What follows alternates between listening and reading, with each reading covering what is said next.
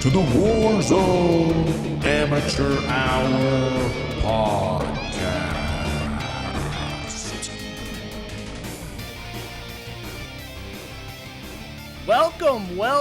Welcome back to the Warzone Amateur Hour podcast. This is episode 25. Thank you all for being with us. Quite a milestone here at the Warzone Amateur Hour podcast, but the more things change, the more they stay the same, right, Cowboy? Oh yeah, still sucking in the war zone. Never been more reminded about it than this week. Yes, so yeah, 25 episodes in, still shitty. Still trying to find what it is that makes players better than me.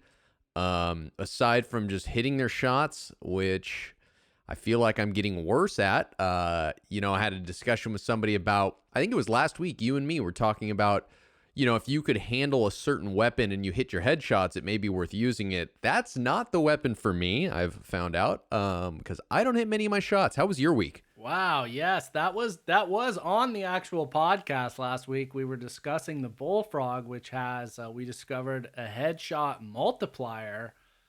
But yeah, not quite the weapon for the likes of us here. How's my week? Mixed bag here. I'm getting a hang. I'm getting back in the saddle with the car again. There was a weird intermediate period where I wasn't jiving with it. Almost moved away from it, but it's back in my arsenal full time. I'm hitting, I had like a dope guy was on a fucking ATV cruising 200 meters, right to left, and I sniped his ass out of that shit. So some proud moments, but obviously some certainly low moments. Most recently when we played Rebirth and had, I think, 10 deaths in a single round, each of us. Yeah, I mean, I didn't, but I saw, you had a lot of deaths. I believe I had myself till the end there, didn't die, but the kills weren't quite as high as I'd like them to be. I think if I had one, I had one. Yeah, interesting. We've been playing a little bit more Rebirth lately. We've been on Verdansk, getting just slaughtered on Verdansk. I've been getting just killed so quick, especially when we play duos. It's like one of us might tag one person, but then the second one always kills that first guy, and then when either one of us comes in for backup, we get killed by that second person too. So it's been really rough. Not the best, but a lot. One thing I've noticed this week that I feel like I hadn't seen previous as much. I've seen it before, but not as much, is people going prone when they're in gunfights, like going to the ground and laying down. And I know that's a tactic that I've seen used by very good players, but it seems to be becoming more widespread these days. I noticed that as well. I believe the correct terminology is it's called drop shotting. Drop shotting. What a terrible word. It's interesting because you think about the physics of it.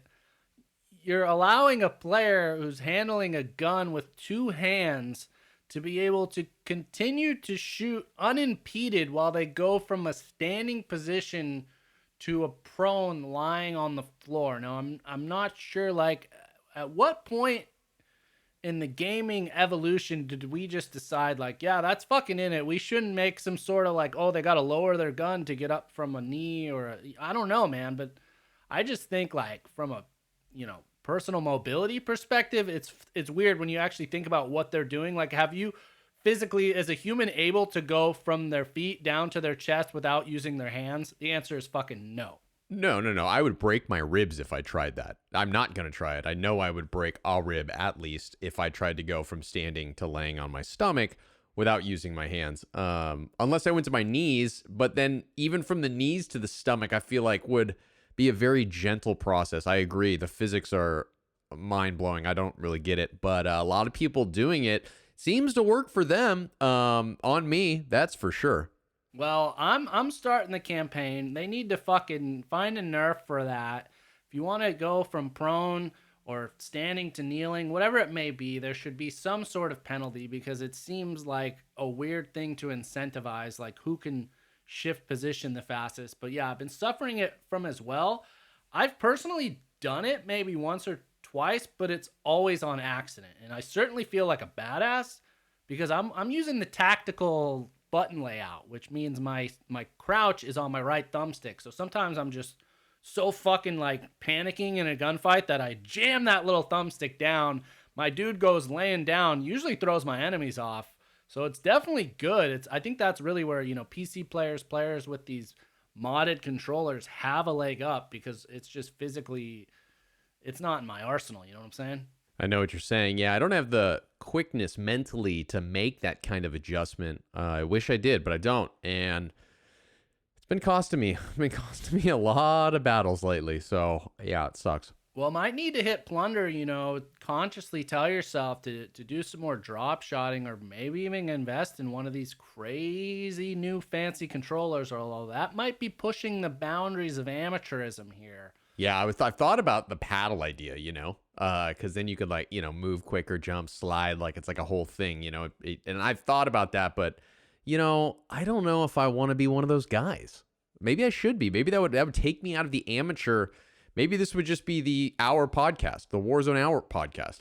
I don't know, but I mean, when you say, you've thought about it, have you explored? You look up some models, anything like that? You got your hand on the buy button? I have. I've Googled them. I've definitely looked them up. But that's as far as I've gotten. I haven't pulled the trigger. The cowboy hasn't reached for his weapon quite yet and, had the draw. Okay, he's just hovering over there waiting for the other guy to make the move. Well, you might want to wait, because I think if you buy one on PS4 and then upgrade to PS5, it might not be compatible. So for those of you out there looking to make the leap to the next gen, I believe it's in the works that they're going to be releasing like a DualSense with paddles or something. It's strongly rumored, but at the moment, not available. So yeah, the Sweat Lords are going to have a leg up till then, I guess, on folks like us. Great. Perfect. Yeah, so we're used to that. Keep getting used to it. But, in terms of the news on the old Warzone front, just not a ton of... we had some bombs drop in the last few weeks. This week now, they're just sending out, like, the little flyers that they do, like in Dunkirk at the beginning. They send the flyers, like, we're going to be dropping shit soon. And that's what happened in Warzone. They teased that there's going to be a mid-Season 3 update coming right down the pipeline here, May 20th, which will be the week of this podcast release on a Thursday. And the only thing that they've teased so far that's coming, which we touched on last week, because, we just got our finger on the fucking pulse on this podcast, and that's that Rambo and John McClane of Die Hard are coming as operators. Yeah, I saw some pictures of them. I'm not sure. We both were in a text thread where I saw those pictures. What was the origin of those pictures? On Thursday, May 13th, I believe it was, Call of Duty's official account finally, broke the news officially, released like a little GIF saying Rambo is fucking coming, but you didn't have any idea of what that's going to look like. But then on that thread, I looked down, scrolled through the comments, there were people posting those images, which I guess have been leaked. And what, at first I was like, maybe this is, because I've said those characters have been in other games. I don't know if John McClane has. I thought, maybe they're just copied from there. I don't know if these are legit. But when I revisited that thread, I saw those posts had been removed for copyright infringement, which leads me to believe that they are, in fact, genuine.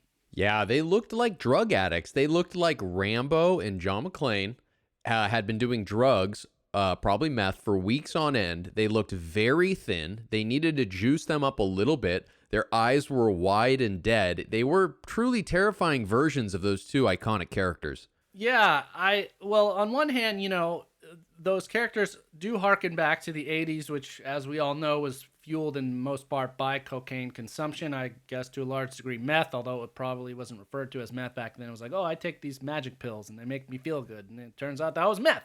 So, I guess it's true to that era, but I agree. Like, John McClane, I think the face looked all right from what I saw, but his body, he looked fucking scrawny there. Like, they're doing Bruce Willis wrong there, Yeah, I would be upset if I was old Bruce. It looks like a child's body on top of an old man's head.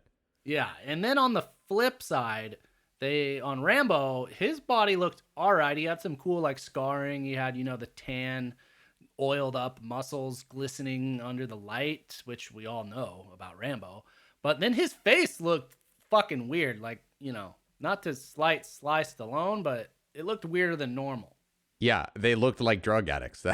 That's why. They looked like they had no souls and they'd been doing drugs for weeks. Okay, well, we'll see how they look when they're officially released. Do we know when they're getting released? Do we have a date there? The May 20th update is what they're strongly now associated with. May 20th or May 30th?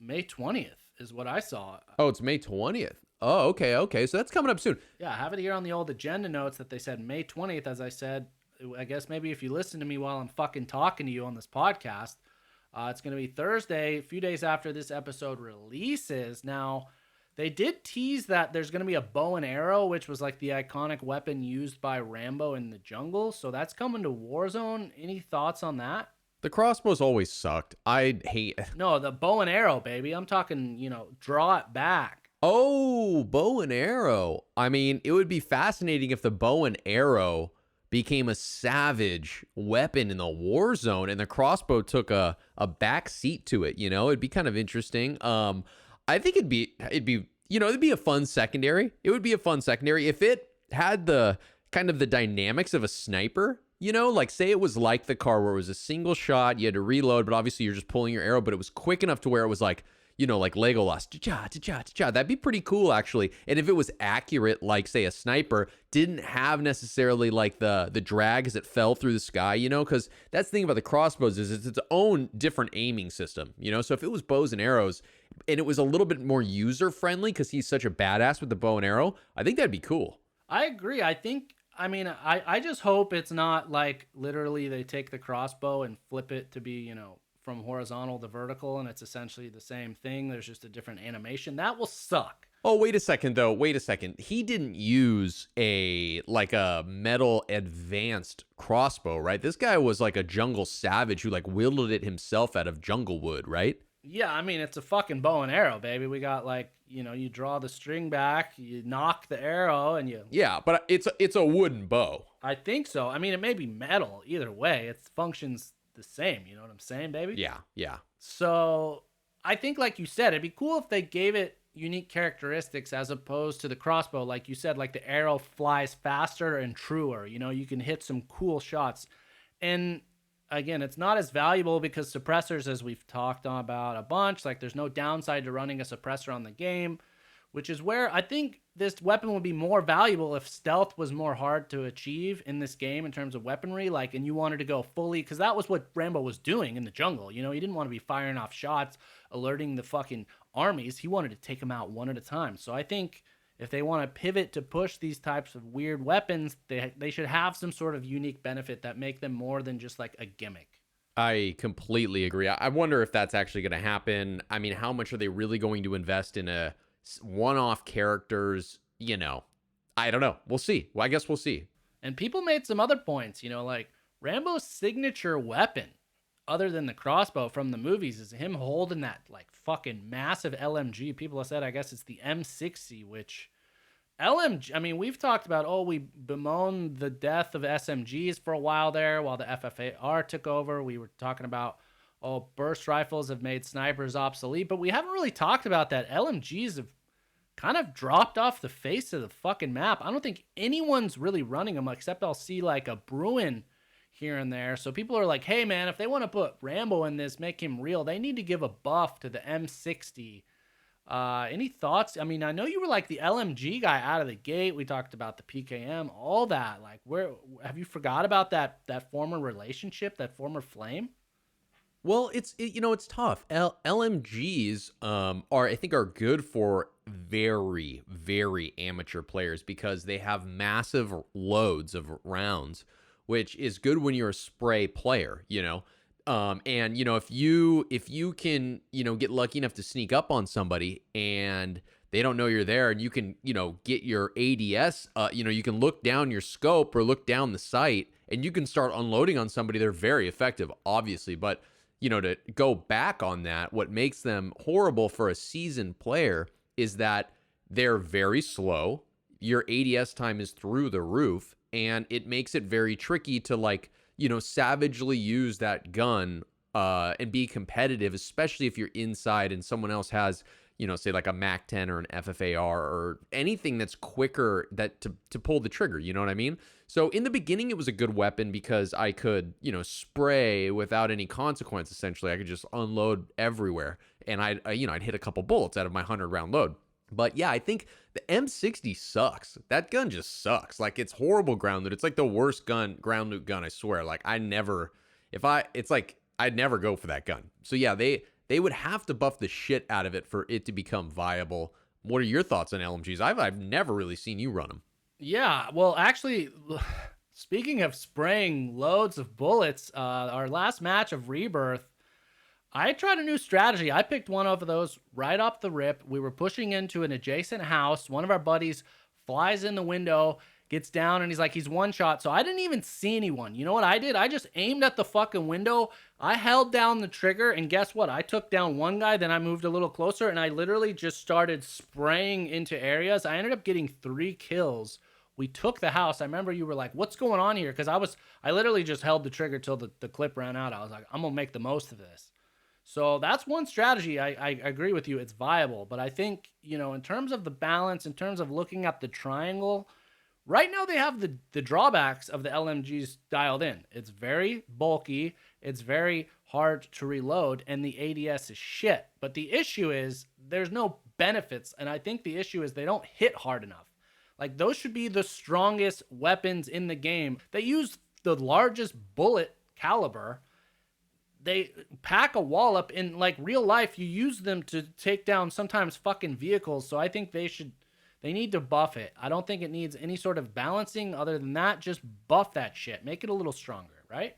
I think you're right there. I think that's a great point. Like, if you could get out of a round a 2 or 3 shots to the head, that should be a down with those things. Like, amen. It's the idea that a Mac 10 goes up against a Bruin and it's competitive whatsoever is crazy, Other than, like toe to toe. If it's shot for shot. Yeah.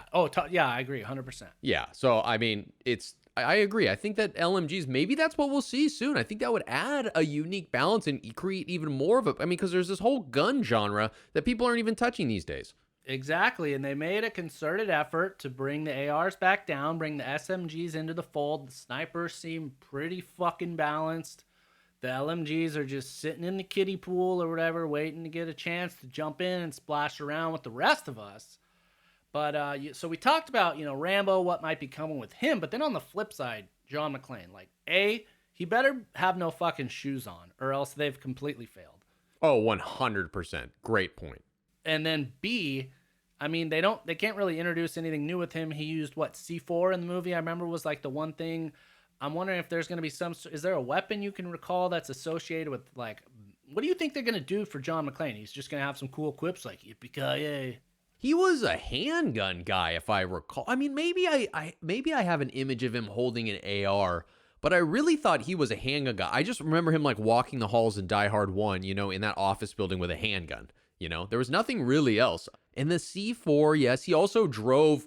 He drove crazy cars, right? In the other Die Hards, he was driving fucking crazy SWAT cars or trucks or something. Die Hard with a Vengeance, he drove a taxi with Samuel L. Jackson. Yeah, well, he drove the taxi, but he also drove those trucks, I feel like. Remember, they were down in that tunnel underground, and they were moving all of the dynamite or C4 or whatever the hell it was. Yes, like a Bertha type truck, yeah.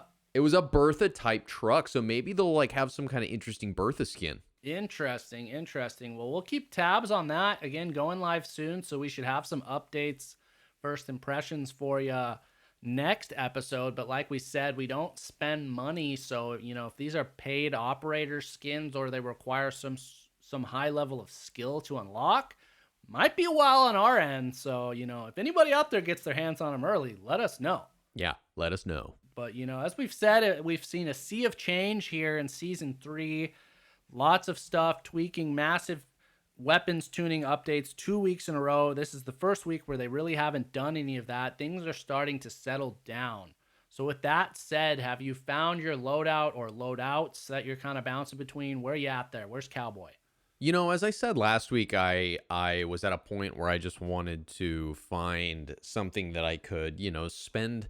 I was done being single. I wanted to settle down. I wanted to find someone to, find something to invest into. Something that, as the balance comes, you really want to find a weapon that, as your primary weapon, something that, suits your game.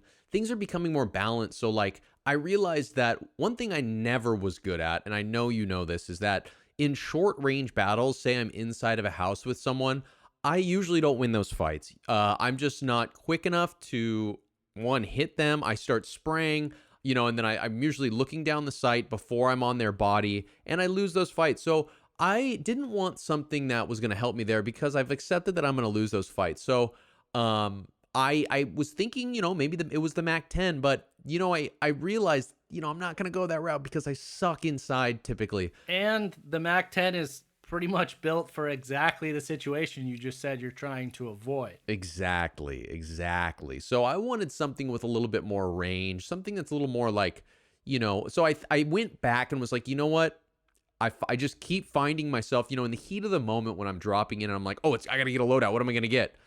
I've been going FFAR and CAR, baby. That's just what I've been doing. And I know that the FFAR has been nerfed, but it's still a good weapon. And if I can hit my shots typically, it works, and it actually kind of slaps at range too. So I've been going with the FFAR in a shorter build out. That's what I'm into. What about you? Interesting. Well, let's talk about that. The FFAR, I did look at, True Game Data did the full testing since these patches. His time to kill charts are now accurate, I believe, and I ran a quick little test to look at like some of the main AR options where they stack up, and interestingly enough, the FFAR, like you pointed out, it actually really excels. I think it was like around the 30 to 50 meter mark is where other guns get a damage drop off, and the FFAR kind of kept its same level of killability, for me inventing a word here. And so interesting, like that seems to be a new niche. Now, are you running it with any sort of sight? How are you building it? You said short range. I definitely don't have a sight. I'm no sight.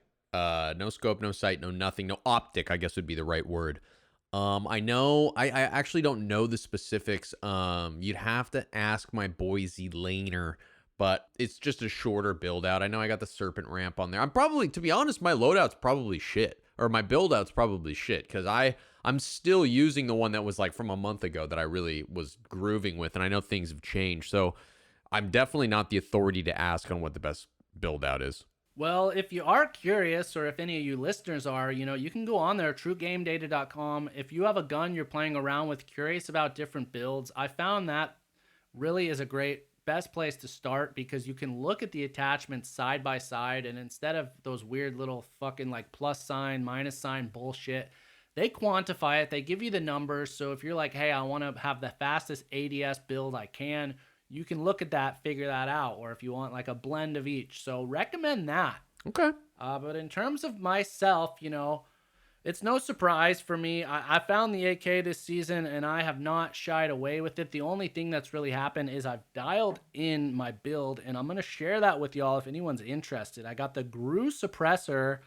I'm not using a barrel because, again, this is my short range kind of quick hitter baby, pairing with the CAR. Then I use the Tiger Team Spotlight, which helps with mobility speed, some aspects like that. I got the KGB skeletal stock, the Serpent Wrap, and then finally I'm sticking with the 45 round mags. Now there is a 60 round mag available for the AK-47, but it comes with an ADS penalty. So that's my build. I've been raving about it. The thing I've noticed that I love about it is I literally rarely lose 50-50 gunfights with this thing. Like if I go into a gunfight, even if I'm at the same time, maybe even a little slower, and I have my sights on them, in my mind, I'm already expecting them to go down. Like, I know, I'm confident in that. I'm like, oh, he's done. I got him, dude. Because they got to get the fucking jump on me now. Close range, like very close range. You mean like inside? Yeah, inside. I mean, up to a similar range with the FFAR, though it's got a bit, the AK has a bit more recoil, and it doesn't have, it doesn't really have any iron sights. So, like, when you're shooting a little farther down the range, you kind of got to pick your shots a bit. But yeah, I mean, I use this thing anywhere from 40, 50 meters up to 0, and then the Car 98 takes care of the rest. So having a lot of success with that. Check it out if you're curious.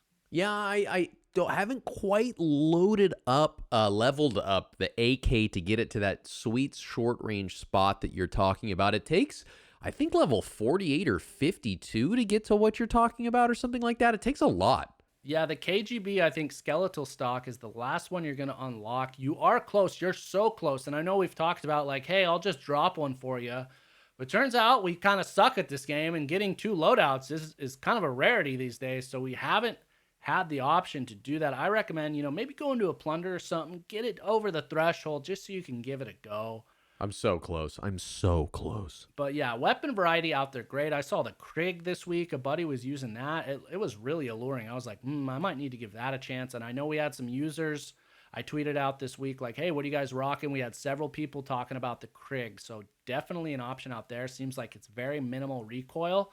Kind of seems like the Cold War version of the Kilo. Interesting. We were just playing with some players, and one of them was running an interesting Grow, was it? Yeah. Sparks loves the Grow. Really digging it there. What he had, it was like a 26 round. It was really bizarre, right? It was like a short range Grow. Am I crazy? No, that was the AS Val there, which is, I believe it's the fastest firing, and in terms of time to kill, fastest killing AR in the game. The issue is, as you saw, the ammo capacity is nothing. It's really well balanced, honestly. Maybe a little too skewing towards low ammo capacity. But yeah, that thing melts people. It's just, you gotta fucking reload it really often. You have to hit your shots. It's not for me. Yeah, it's been around though for a while. That's a modern warfare weapon. It's, I guess in solos, it's a big hit because obviously you're not dealing with having to reload that much. It's one-on-one engagements more. So a lot of people rock it there, but yeah. I think it was Smeeden using that. And then he was pairing it, which was pretty badass. He was pairing it with throwing knives, which was great because he could use the full clip from the AS Val to down the guy. And then instead of having to wait, reload, finish the guy off, and then probably reload again, he just fucking throws that knife and takes him down. And it's impressive as shit to see. It really is. Yeah, that's a savage combo. Really savage. Yeah, so, if you want to impress some people, because I was like, whoa, who is this guy I'm playing with right now? This is fucking way above my pay grade here. Yeah, he's good. I mean, some better players than us out there, that's for sure. All right, well, that's what we're rocking. Again, keep tweeting us, sharing. I mean, if you got screenshots or your builds, we'll retweet that shit. Share it with our listeners. But I know you wanted to this week talk about Dead Silence. Any thoughts on that? What's scratching your itch there? We were playing some duos, and, Dead Silence, everyone knows Dead Silence. Everyone's used Dead Silence. Everyone's been killed with Dead Silence, and it drives you fucking crazy. I think Dead Silence is one of the loot items you can find. I think that's just so underrated, or it's just I rely on sound in this game so much to utilize Dead Silence. It's almost like I had a kill where I had no business getting this kill. This guy was very good. I think he killed you very quickly. But I had the Dead Silence, popped it, had an idea of where he was, snuck right up behind him before he even turned around, got the kill, and he was so upset about it, obviously freaking out, didn't hear me, the whole thing. But Dead Silence, I think, can get overlooked sometimes. You got to be hitting that Dead Silence whenever you're approaching or pushing a team. If you got it in the barrel, you got to use the Dead Silence. It's something that, I mean, it's given me guaranteed kills so many times. And what's super cool about Dead Silence, which I've known about for a few weeks, but I didn't know this forever. I basically just found out because it took me a long time to realize how great Dead Silence was. But when you kill somebody with Dead Silence, it regenerates the timer. So say that if there's a couple of people and you can get one of them, boom, you regenerate that Dead Silence. You're back at it for another, 20 seconds, 15 seconds?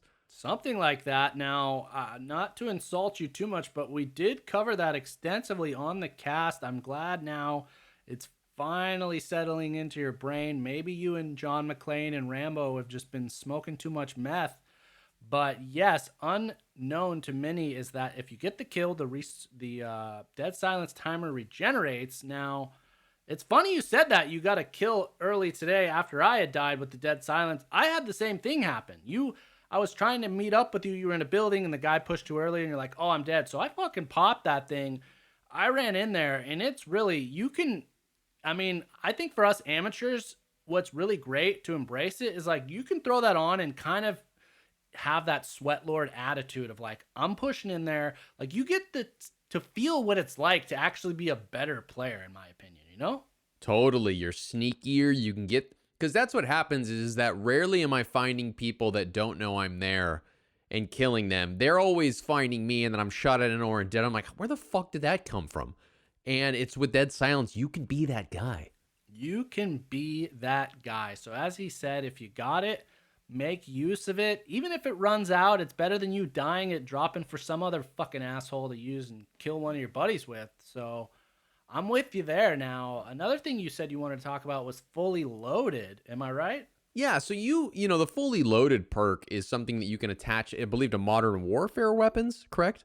That's correct. Yes, Modern Warfare weapons still the only weapons that have the perk slot in terms of your builds. And yeah, one of them is fully loaded, Which has changed a lot for me. I didn't realize this, and I'm sure we talked about this. As you said, my brain is damaged. I don't connect a lot of dots, but I connected the dot that fully loaded can actually be applied. I thought it was like an optional, like I don't know what the right term is, but instead of ghost, you would have to choose fully loaded. Like it was one or the other. you thought it was a perk as opposed to a gun attachment, essentially. Exactly. Fully loaded is actually a gun attachment. And what's great about it is that, especially if you're playing Rebirth, or if you're grabbing a secondary loadout in Verdansk, boom, you're getting Ghost. And if you're you're just getting Ghost, you can fully load up that secondary weapon. Or if it's your first weapon, if it's a Modern Warfare weapon, typically I use it up with my car. So I'm rocking in there with 45 fucking rounds ready to go. It took me a while to connect that it wasn't, attached to Ghost. Like it's not one or the other. Yeah, you were thinking if you had to do that, you would need to sacrifice either Ghost or fully loaded, but that's not the case. Yes. And we should back up, because if there's anybody out there, I mean, this is the amateur hour. If you're unaware, fully loaded, if you equip that perk, what it does is whatever class of ammo you have, you're going to have full fucking full of it, right? You're full of it. Yeah, exactly. You're full, which is like a blessing, especially late in the game. So, typically you use it on an AR, but as the cowboy pointed out, excellent note. And the same thing I do, my Ghost class, which I now that's my second loadout I used to go Ghost right off the rip. Now I'm less of an amateur. I want the two guns. But yeah, when it comes time to get Ghost, you might as well, if you know you're going to be sticking with the same weapon you got from your first loadout, you might as well go ahead, especially if you're sniping or whatever, make a shittier build, basically, where you take away one of your attachments, throw on the fully loaded, so then you get the best of both worlds. You get the Ghost, you get the fully loaded, and guess what? You can drop that weapon immediately, pick up your old one, and you're still going to have that ammo in your possession. It's not like the ammo stays with the gun. Exactly. It's a savage, not so amateur tactic that I think people can really utilize. The amateurs out there should utilize it. A rare pearl of wisdom here on the Warzone Amateur Hour, So if you're out there, make use of it. That is my second loadout. I call it Car 98 fully loaded. I also have an AR fully loaded that I'll typically only get in kind of emergency situations if I'm dropping really late in the game, like final loadout, final circle, and I know my balls are going to get busted from every direction, and I'm going to need every round it is. I got like a M13 fully loaded class in there. I've gotten a few wins with it. It saved my ass. So the recommendation, I think, is we got like, 10 or 15 loadout slots you can build. Have some fun with it. Take advantage of this shit. Yeah, I think it's 10, by the way. 15, I think, would be a lot. I think it's 10. 10. Okay. All right. Well, the other thing in terms of building out loadouts, which we kind of gotten into a discussion about, is, it seems like in terms of the tactical equipment, players these days run one of two options. The most popular seems to be the heartbeat monitor, and the other is the stun. Where I'm going to let you tee this off here. I mean, I've always been a heartbeat player, and I think it comes down to the psychology of the player. All right, let's really break this down. There's either defensive players, and there's players that are like you used to be, always going Ghost right off the bat, don't want to be, picked up by anybody, would rather avoid confrontation because most likely you're going to die. Yes. That's one camp of player, and who does that sound like? Us. The second camp of player is someone that would use stun, someone that is a savage, someone that is pushing often, winning gunfights, really bringing it to the man, and they usually run stun because they know where these motherfuckers are. They're just trying to fucking stun them so they can get it there and get the kill, Absolutely, yeah. It's an interesting dynamic, as you said. If you want to be a bit more cautious, be a bit more aware of what's going on, move a little slower, probably should go with the heartbeat sensor. But if you want to fucking see a guy in a building, see 3 guys, you want to push them all at once, the stuns can do that. Now, you had an interesting question today when we were playing where you said, what's better, a stun grenade or a flash grenade? And I would like to know the difference. I don't even fucking know the difference. Okay, so excellent topic here for us to dive into. Now, the flash grenade is purely visual in terms of how it disables your enemies. So the flash grenade, I believe the limitation is it needs to explode in front of the player's view. You can't have it like to the side or behind them. It's not going to be effective. And what it does, if you hit it clearly, it whites out their screen completely. Now, during that time, they have full mobility. They can turn, shoot, do whatever it may be. They just literally can't see what's going on. So, I mean, a well-hit flash grenade can absolutely fuck someone over, make them like a little fish out of water flopping around that you just stomp on.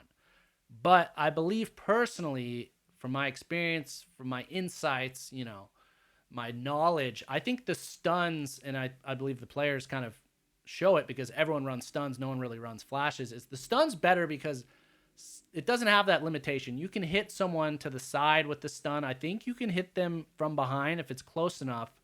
And what it does is it completely nerfs their movement. They go, I mean, you've seen players that are stunned, they literally move in slow motion. Oh, I've been stunned a million times. It's the most frustrating fucking thing. Oh, I know it very, very well. He knows it well, and I'm sure, I mean, I do as well. I'm sure all of you do just the same.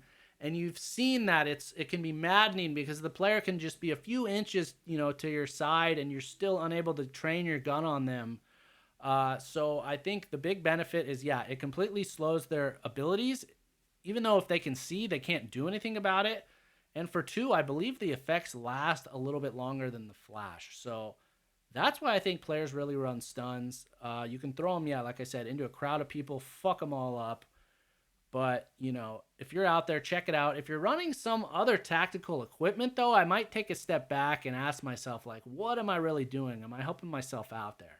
Yeah, I mean, if you don't know what to do, default to the heartbeat. The heartbeat is always a clutch weapon to have, especially if you prefer Rebirth Island, because as we know, the loadouts, getting your secondary loadout while you're still alive on Rebirth is a much harder task and rarer task than when you're on Verdansk. So there's a lot more people that are not running Ghost on Rebirth. So having that heartbeat can be incredibly valuable, especially late in the game. Excellent point. I mean, if I think about how many times I've been able to get a second loadout in Rebirth, I feel like I could count it on 2 hands. It's a fucking rarity, and the same goes for the players you're going against. So like you said, the heartbeat can be especially valuable in Rebirth, but the thing is, you know, for us, it can cause you to shit yourself a little bit. I've thrown that fucker on and literally seen like 7 pings on it. Like everybody's all around you, you know? Yeah, especially like a late circle that's over prison and there's 3 stories and you don't know where anyone fucking is. I've pulled that up before and it's like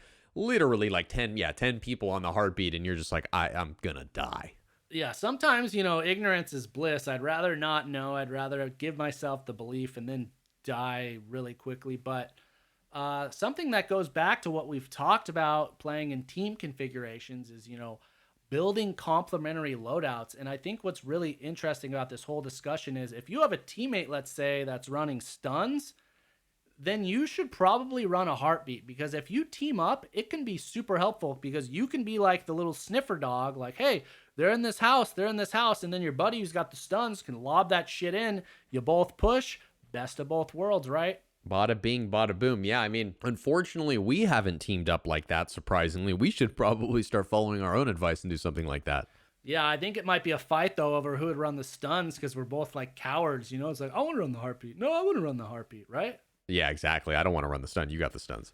Okay, well, you know, a final topic I felt like I'd throw in there. Our agenda was a little thin this week. Is something for us, you know, us amateurs out there. We're not the sweat lords. We're not getting paid to play this video game.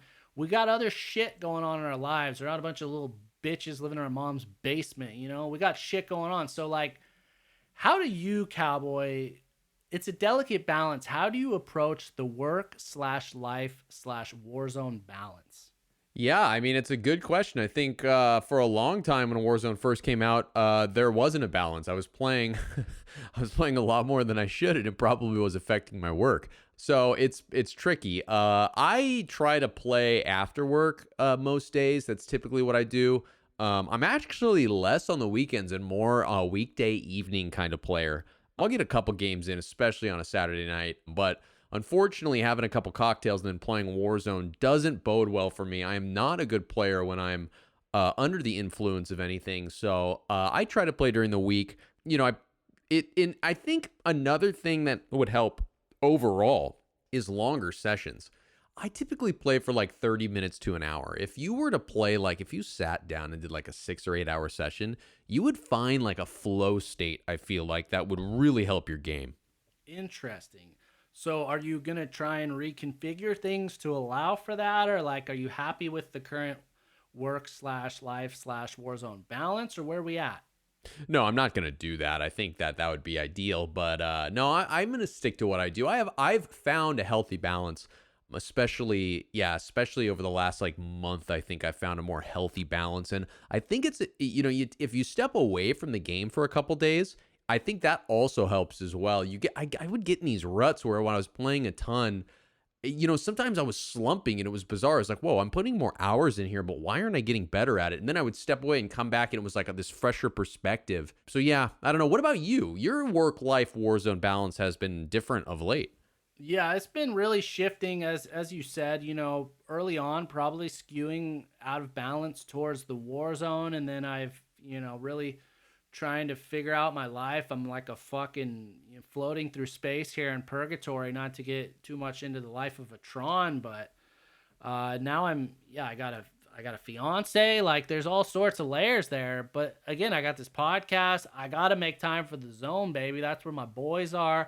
That's where my passion lies. So my new schedule, unfortunate, healthier for work-life balance, but unhealthy for the Tron 10-inch Cowboy dynamic, because it's kind of like a mirror. You mostly play weekday evenings. I mostly play weekends. So we're not catching each other as much as I'd like, but, hopefully finding some stability in the coming future where I can set a little bit more regular schedule on the zone. I would like that. I think it would be nice to set aside a little bit of time, maybe not every day during the week, but kind of like some of the streamers out there that have a bit more work-life balance, where they're only on 2-3 times a week, and then we can maybe get more engaged with the listeners. We apologize to the listeners out there that have been sending us invites. It's tricky right now, and it's really hurting me, man. So my heart's in the zone. I'm trying to shift these fucking things around in my life, but if you're out there, you got to make time for what's important, and oftentimes it's not Warzone. So don't feel bad about it. It's always there for you waiting.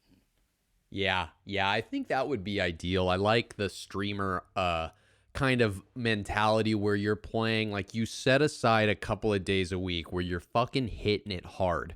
And then you can come back to, it's like a workout, it's like you put in a couple of good days of, weightlifting or working out and like getting at it. You don't necessarily have to do it every day. You got to recover, baby. You got to fucking get those gains, and it takes time. You got to let the mind and body heal. And I feel like Warzone, I'd love to go, like, if I could do like a Monday, Wednesday, Friday for like 4 to 6 hours, that would be ideal. I mean, it's hard when you have a full-time job to pull that off, and people in your life, you got to spend time with all of these things, but that would be ideal. That's what I want. I want to do 4 to 6 hours Monday, Wednesday, Friday, and then really clear my head over the weekend. That's ideal for me.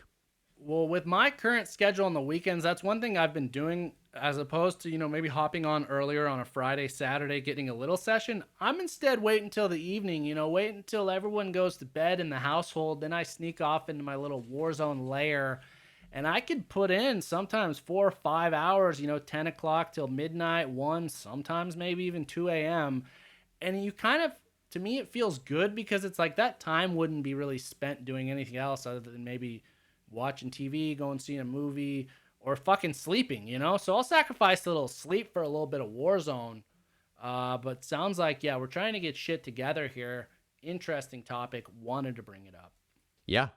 Oh yeah, baby. Oh yeah. If anyone out there has any ideas on how to play more and keep it fresh mentally, shoot us some ideas. Especially those with, children, because maybe that's coming down the pipeline here. We might have a little Tron Jr. or something in a year. Oh, really? I don't know, but I'm just curious, like, how do those guys make it work? We got a lot of friends that have kids. They managed to get on the Warzone. I'm impressed by that. I feel like they got their work-life balance in check there, and that's nothing to fucking, bat an eye at. No, it is impressive. And for some reason, these fucking guys are way better than us. Yeah, like what?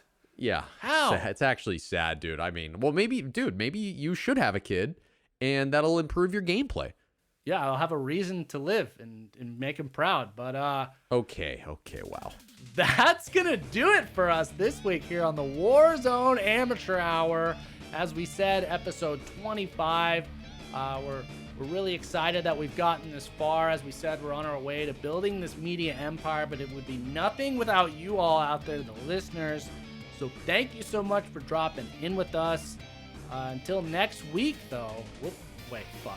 Back that up. But yeah, like, subscribe, get your podcasts while they're hot, and until next week. Good luck in the gulag.